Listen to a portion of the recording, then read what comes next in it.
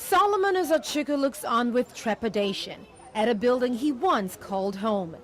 He spent the night at a friend's after the house behind his collapsed, killing 7 people, including a pregnant woman and a baby, early Thursday morning. Within the rubble, family photo albums, purses, and a prayer mat, all items that would likely never be reclaimed. Solomon and residents of most of the buildings on this street now have 7 days to move before the government comes for their homes. Many are now not waiting for any more cracks to form. My plan now is to look to get another place.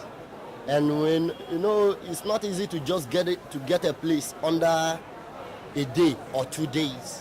So we have to run around. Despite the fact that many of these buildings have been earmarked for demolition, it is no surprise that people still risk living in them. Affordable housing is a challenge for Lagos's teeming population, and unscrupulous developers take advantage of it. Sometimes they will ask the landlords to review the buildings, and they will just go and paint the buildings. They will not do the proper thing they're supposed to do. Other neighbors agree. The people living in the buildings, they have to quit. Let them quit and find elsewhere, so that the incident may not occur. When it occurs, it will happen to any of them. If somebody who intends to build a building like this, he must surely make it solid. The way I see most of the buildings, sure, they are not in good order, because I blame the developers.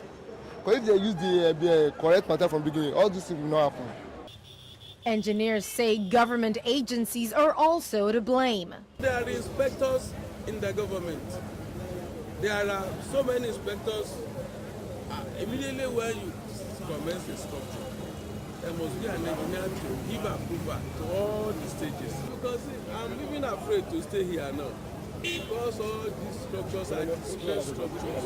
You don't follow the real rudiment of how to bring the building up to a certain structure, you continue to be having building collapse.